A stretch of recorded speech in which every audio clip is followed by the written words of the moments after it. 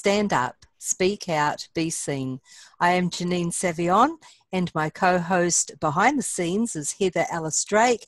And today we have David McLeod from California. Welcome to you, David. Well, hello there, and thank you for having me.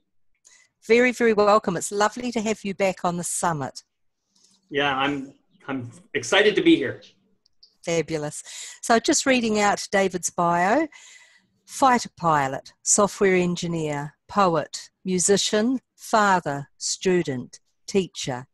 These roles and many others add up to a lot of life experience, which David McLeod brings to bear in his capacity as an author, transformational speaker, life mastery coach, and experimental facilitator. With a PhD in Metaphysical Science, David shares his wisdom, insights, personal lessons, and expertise in countless ways that helps people all over the world to become true masters of their lives. And the topic of conversation today, in David's own words: who doesn't want to live a life fulfilled and joyful? Who doesn't want to experience all there is that life has to offer? Who doesn't want to express and experience as much as possible about who they really are? It's safe to say that most people on the planet want this for themselves. And yet, how many people really know how to achieve that? How many of us even have a clue about where and how to start? For most of us, life's journey can seem random and chaotic much of the time, as if some force behind us is plotting to make our lives as difficult as possible. If by some stroke of luck we do happen to get on track for the kind of life we want, it can feel as if it's only happened by chance, and many of us can just wait for the mischief to continue so that we end up back in the struggle that we escaped from. The truth is, luck and fate have nothing to do with anything, except maybe gambling. Contrary to what many gurus will tell you, your life takes the form it takes because of who you really are and because of the choices you make. So if you want to have a great life, you have to start by knowing the truth of who you are right now and taking full responsibility for every decision you make, especially the unconscious ones. When you understand, embrace, and engage this fundamental principle of life mastery, you can begin to shape yourself, your purpose, and indeed your entire life exactly as you want it, consciously and intentionally.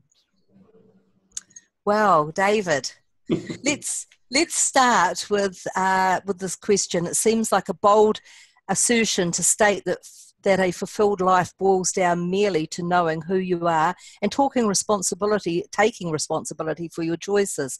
Surely this is far too simplistic, don't you think? Actually, no. I would simplify it even further. I honestly believe that the real core to a self-fulfilled life is knowing who we are, knowing who I am. And the problem is most of us don't really know who we are. You know, everything emanates from the truth of who I really am. All the choices I make, all the actions I take, all the behaviors that I engage in, the things that I see in life, the beliefs that I have, all of those things are tied to who I really am. In fact, everything I think, say, do, or feel is merely an expression of who I really am in this moment right now. And so when I uncover all of the lies that are wrapped around me, the costumes, the masks, the personas, and all those things, and I get down to the truth of who I really am, then what happens is everything becomes much more clear, and my life suddenly becomes, it starts to make a lot more sense. Does that make sense to you? Yes, absolutely it does. Absolutely. So most people seem to have a pretty good idea of their identity. How can you claim that they don't really know who they are? Well, I think this is kind of self-evident. I mean, if you just look around, you can see that people are so busy trying to be something that they think others want them to be, that they kind of lose themselves in the process. They become slaves to these false images that they've created of themselves, and that are perpetrated on them by a world and by a society that wants to keep them fitting into a particular mold, into a particular shape.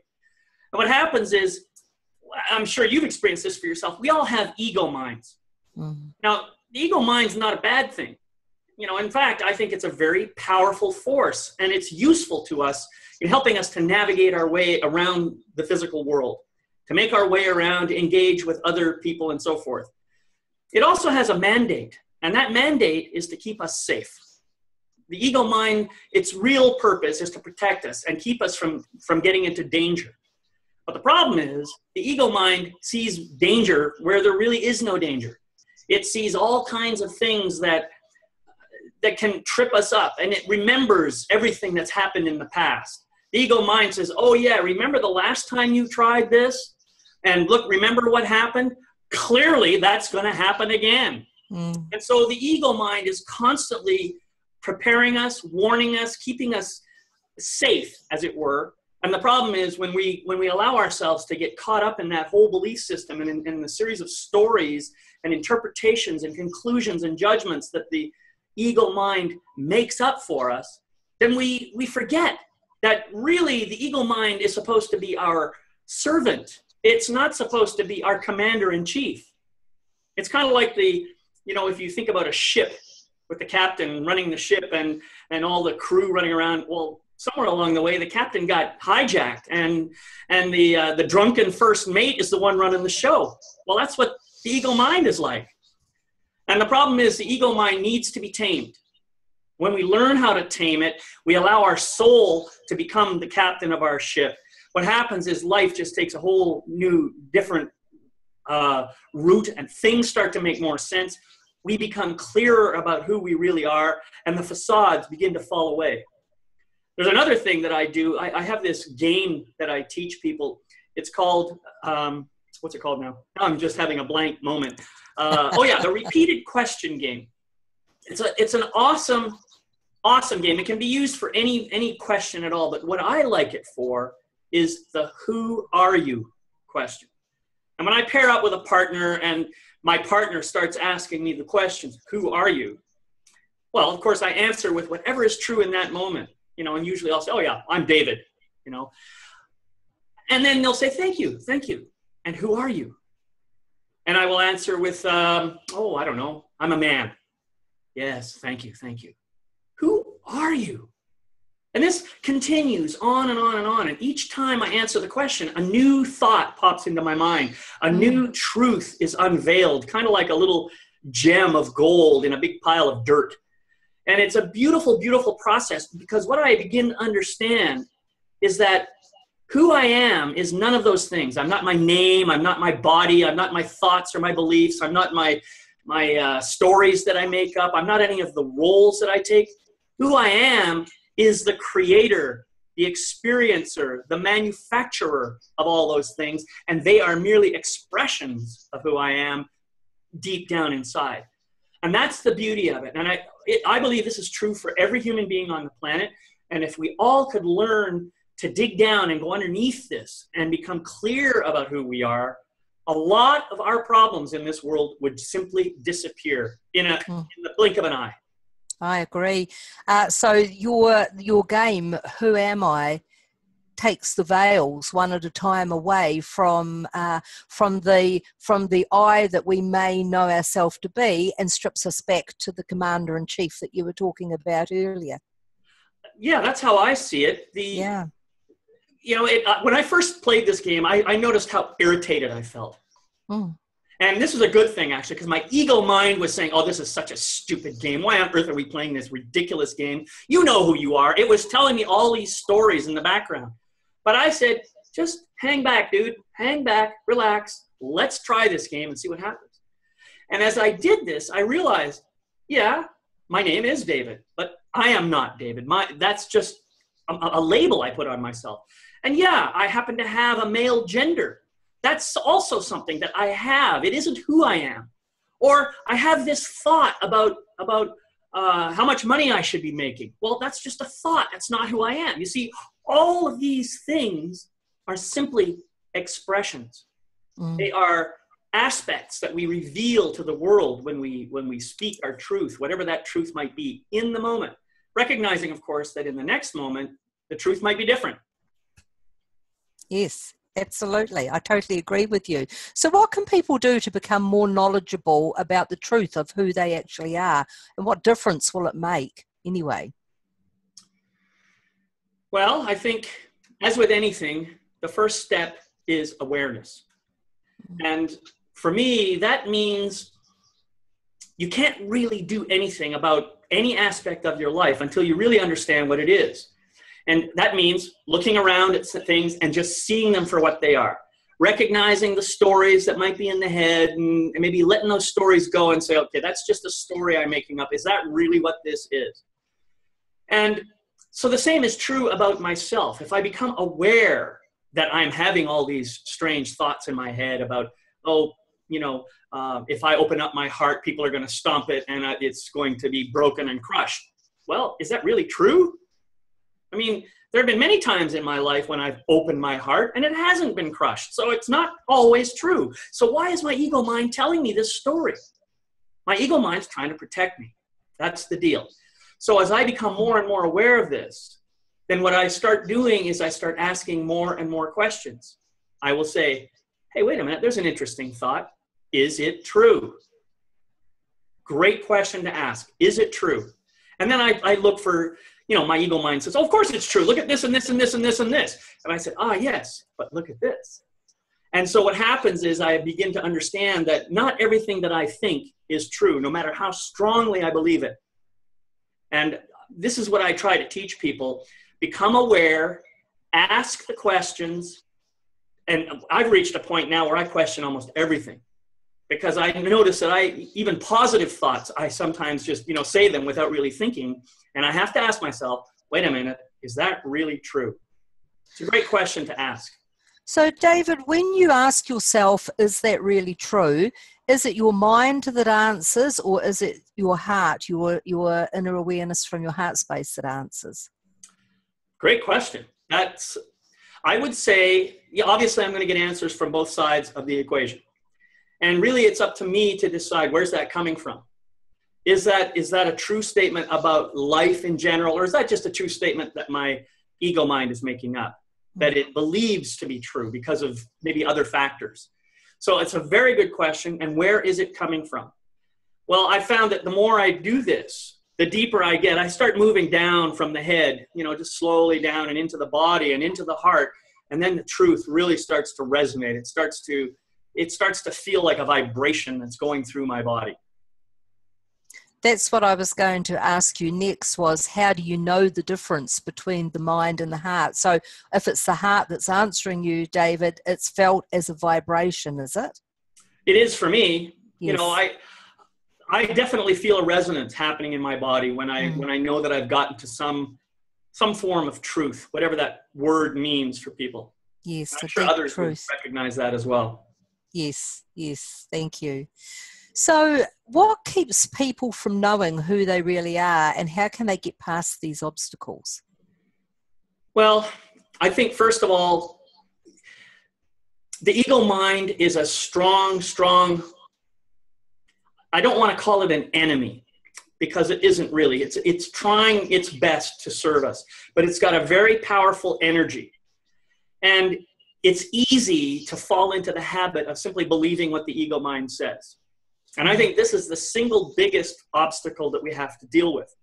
My ego mind is telling me such and such, therefore I have to step back and avoid this problem because it's going to damage my life. It's going to do all these things that are going to hurt me.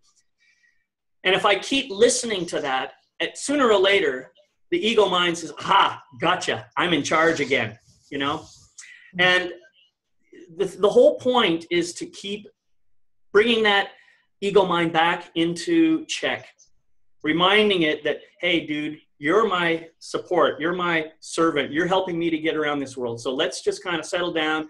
And when I know that I've got something, I've got it. Take a step back. You can take a vacation for a week now because I've got this covered.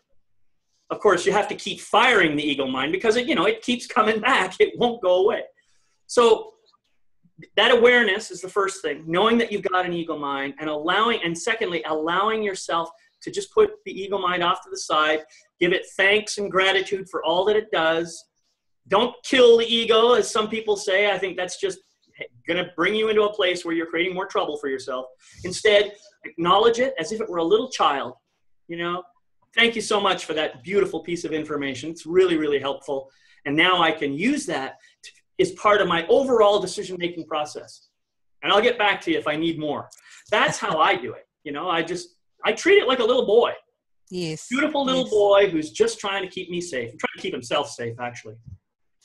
I believe that my own personal belief is that the ego mind is also our personality self. And of course, having this human experience, we can't function here without our personality self. So it's an integral part of us, but we can get all caught up in it completely, can't we? And forget that that commander that you were talking about earlier on, the greater part of us. Yeah, I agree with that. And I think that the way I show up, this personality aspect that you're talking about, is merely a reflection of who I really am down at the deepest core.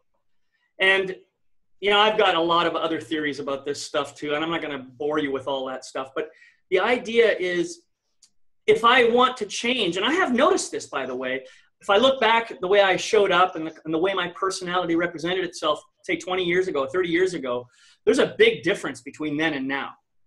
You know, I don't believe that personality is locked into one place. No. And I think the difference is that over the course of time that I've been doing this work, I've been allowing more and more of my soul to show up, and less of the ego-based stuff that, you know, I think we all in our young and insecure ages like to have in order to, you know, to get the approval and the recognition and all the other things that we're looking for in life. So I think that, you know, personality, even my ego mind itself, is a reflection of who I really am, right? It is a part of who I really am. It's not who I am by itself, but it is a kind of an expression of that. Yes. Yes, thank you. That's great clarity. Thank you, David. I understand that you've been producing some online work called Life Mastery Way. Can you tell us some about that, please? Well, Life Mastery Way started out as a book that I wrote, and I finished writing it in November, I think. And I took it to a publisher. They liked the material, and they asked me if I would like to present it more as a collection of multimedia ebooks. They wanted to divide it into chapters and present each chapter as a separate multimedia ebook. And I looked at this and I said, no, that's a pretty interesting way of doing things. I mean, the multimedia idea is that it brings in video and audio, plus the text and images and other things, but in a format that's not your typical, like a PDF style ebook. It's an actual experience. You go on the computer, you go to the appropriate link, and an actual book shows up there, and you click on pages, and the pages flip, and you know, there's videos embedded in the page. It's really, really cool.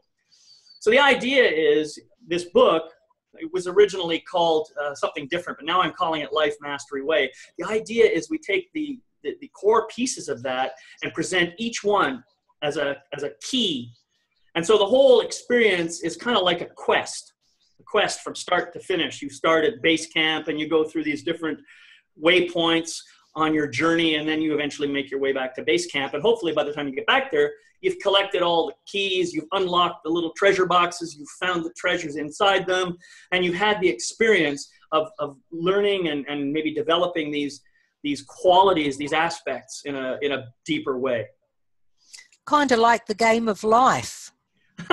Well, you know, I hadn't thought about it that way, but yes, I've been looking at this whole notion of life mastery, you know, asking myself, well, what have I learned in the last, you know, in my lifetime? What have I learned, and what do I think other people could benefit from? And I mean, I've learned that there are about, well, really, as I said, everything boils down to one thing, and that's just knowing who you really are. But there's a few things that emanate from that I think are very important. One of them is choice. I mean, I can't make choices that don't in some way express who I am right now. Every choice I make right now is based on the person, the being that I am right now. So I may make a choice today that is based on some limited amount of information, and then I'll live with the consequences of that choice. And then later I'll look back and say, okay, maybe that choice didn't work so well. What can I learn from that, and how can I add that to my information pack so next time my choice is more reasoned? So, you know, choice is something that comes from knowing who I am. And of course, the feedback loop is continuous, so I'm constantly uncovering even more layers of who I am. You see, it's a beautiful, wonderful cycle. Yes. Well, in addition to that, we learn other skills, things like compassion and forgiveness. I don't think it's possible for me to be compassionate or forgiving until I begin to know who I am. Once I understand who I am, and I realize that you and I are really the same, we're one, we're connected, it's much, much easier for me to start developing those skills of compassion and forgiveness. Once I have compassion and forgiveness underway, now I can start looking at, okay, well, why am I here? Now I know who I am. I have a sense of compassion and forgiveness. Why am I here? And begin looking at purpose. Once I have a sense of purpose, now I look at other things. I look at integrity. For me, integrity is a state of being in which my thoughts, my words, my actions, and my emotions are all kind of lined up in the same direction. Well, if I can get those guys lined up in the same direction as my purpose, wow, life just is amazing. So that's where it kind of integrity falls in. I can keep looking back and say, how am I in relation to my purpose? And then integrity starts to reveal things about, well, how am I getting out of integrity? How am I failing to be in integrity? And when I do that, I start looking at, and what's keeping me from doing that? Is it just my ego mind, or is there some other part of me that's maybe needs to be brought into the light? And this is where shadow comes in. Once I have a better sense of shadow, now I can begin approaching all my relationships from a clearer place. I can begin to understand that every relationship is sacred ground. Every relationship is an opportunity for me to see myself even more clearly and to express and experience myself more fully. And once I've gotten that piece learned, then flow. Everything just begins to flow. And that's really the sequence that I teach in my book. Now, all of us in our lives right now, we all experience those things in some way, but it's kind of haphazard. You know, we're all thrust into relationship the moment we're born, right? And we don't even understand what relationship is, and yet here we are, we're in it. And that's what I try to do, is I try to just pull out all the pieces so you can see how this thing all ties together, and it really makes life a lot easier. Yes, yes, absolutely. To be in alignment, wow. Yes, absolutely. So, David, when you were talking just before, and you were mentioning integrity and the flow, and are these aspects each of the keys that you were talking about in your Life Mastery Way game that we were talking about before? Exactly. Yeah, those are the keys that each of us come away with, and the way I present them. First, there's some teaching that goes through each section, each installment of the book, if you like. There's a teaching, there's some personal story that explains how I got to this and why I think it's important. There's specific teachings, there's exercises. I offer a couple of visualizations so that people can, really close their eyes and fall into the experience of, understanding the key and feeling it in their body. And then, of course, I have, a lot of other little tools that I do, and, I offer them throughout the book. Fabulous worksheet for people to be able to really connect with all the different aspects of themselves. So how can people get started with your Life Mastery Way program, David? Man, I wish I could just give you a link and say, go here. But the problem is it's still in development, and I'm not exactly sure when we're going to be releasing book number 1, the Base Camp book, which will be free for people, by the way. And so, what I'll do is I will send you a link once I have it, and you can send that out to your readers. But I think the program is going to be a lot of fun. I'm looking forward to sharing it in a big way with people, and I'm looking forward to seeing what people get out of it and hearing the pushback. I'm looking forward to people's ego minds saying to me, dude, this is crap. And then I'll say, oh, well then, tell me what needs to be fixed with it. Tell me how you would do it. You know, I love doing that with people. It's fun. Yes. And, you know, people are far more willing to engage if there's a bit of fun involved and if it appears to be a game. So I applaud the way you've introduced this to the world. It's fabulous. Yeah, well, thank you. And actually, once we get all 11 parts of that completed, then probably in November or so of this year, I'll actually be releasing the physical book in its own form.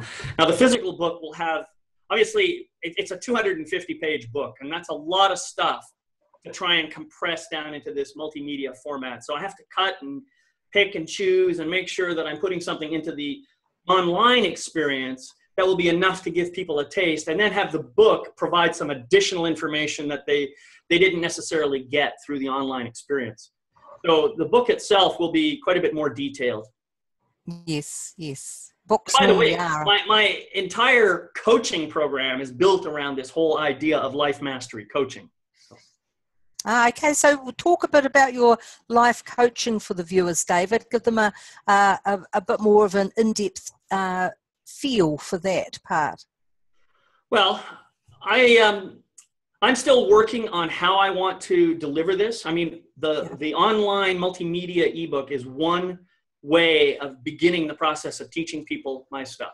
Yes. But I'm also going to be putting together programs. Each program will be based on the individual sections of the book.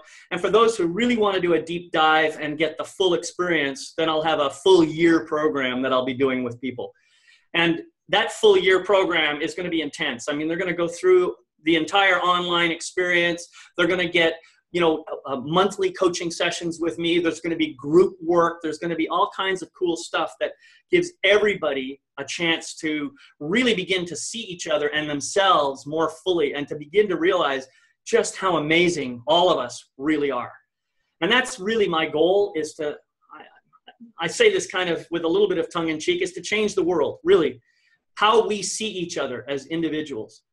Now, I'm not really attached to ego or anything like that about this, but I know that just changing one person's life is enough to change the world. It's the butterfly effect, the ripple effect, whatever you want to call it. So right at this stage now, David, do you conduct one-on-ones with people? Do you see people online in consultation, or is that coming as well? That's something that I stopped doing because I wanted to focus on this whole process. And I'm going to be focusing on full-blown coaching programs those will actually start within about 3 or 4 months from now. Yes. And will they be group work? There'll be a mixture of one-on-one and group work. And yes. Also, the coaching sessions, I obviously want to do coaching sessions one-on-one with people, but what I find is groups of about 10 people or so are just about optimal. They're fantastic because there's enough interaction with people that nobody gets lost in the shuffle. Everybody feels a sense of ownership and belonging, and there's a synergistic effect that takes place that is far more powerful than just doing the work on my own. And I get a lot out of it too. Even though I'm coaching, I find myself growing and prospering as a result of it. Oh, absolutely. And I mean, every group comes with a different combined energy. So yes, there's always something to learn, isn't there? Absolutely. Yes, yes. Wow. I do have a question for you from just whipping back for a minute to your topic of conversation that I read out earlier. So there was a part in it that you said, so if you want to have a great life, you have to start by knowing the truth of who you are right now and taking full responsibility every decision you make, especially the unconscious ones. So what I would like to know is, how can we take responsibility for the unconscious decisions we make? What exactly is an unconscious decision, and how do we know if it's unconscious? That's a good question. I think we all know what it means to make an unconscious decision. We get on autopilot. We just do things. We do things from instinct. We do things from habit. We do things from all kinds of other different reasons. We don't really think about why we're doing it. I mean, for example, how many people go to a restaurant and actually think about the food they're putting in their mouth? Most of us don't.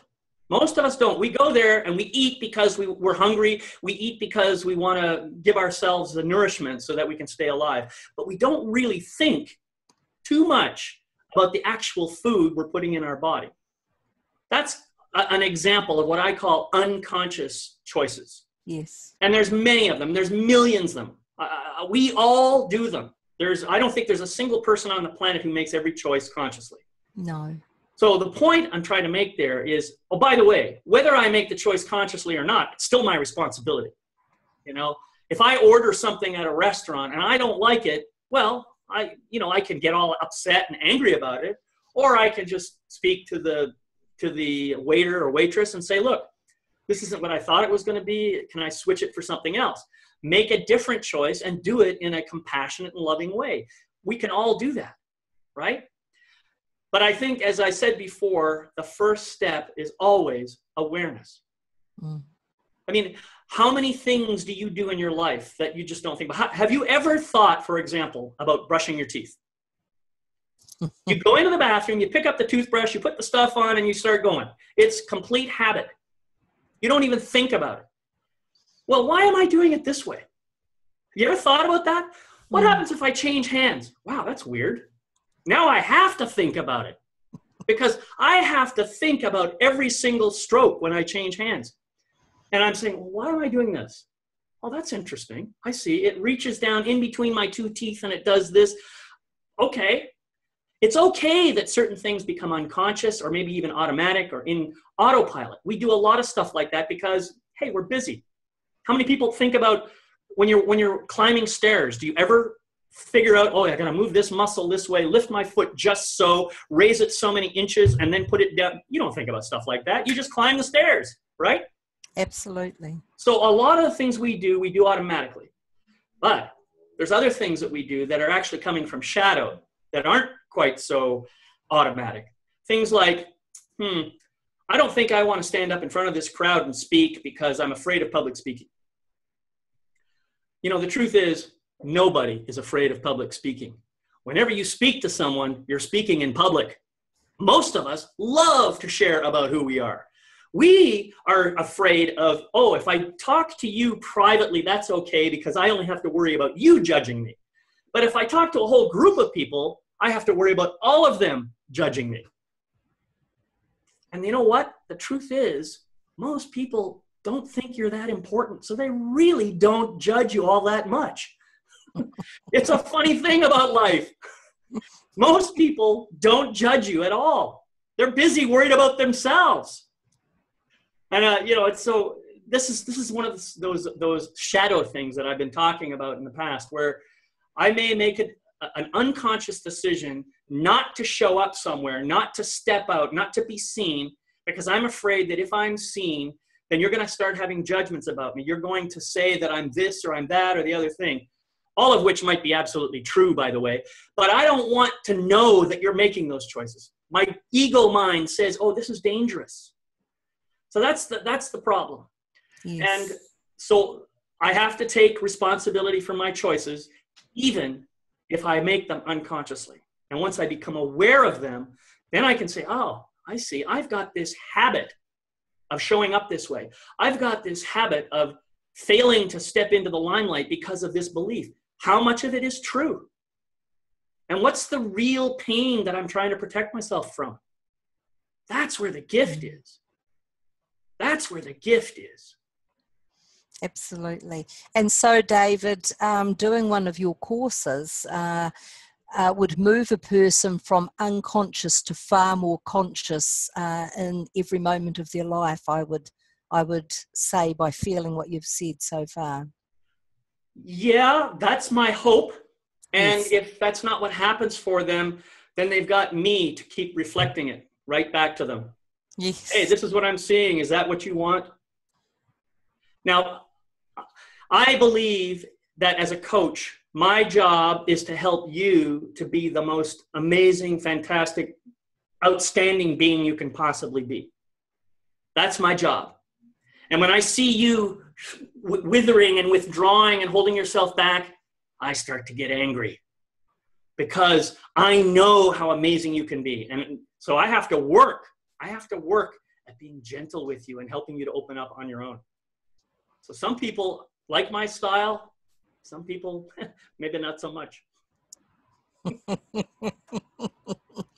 You gently push us out of our comfort zone, our safe and secure little place, to make us expand into our greatness. Well, what I do, I actually take a slightly different approach.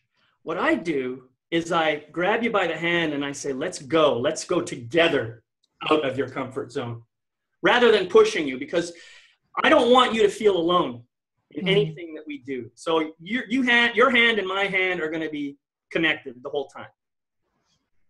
That's beautiful. What a wonderful time we've shared today, David. It's been very enlightening for me, as well as I'm sure all the viewers that will see this. I would like to thank you so much for coming on the summit, and all your credentials and your website and any way of getting in contact with you will be below your interview. So thank you very much. Well, and thank you, Janine and Heather. I really appreciate being here with you and sharing this time. It's pretty amazing. Yeah, I think so too, David. Thank you. Blessings. Thank you very much.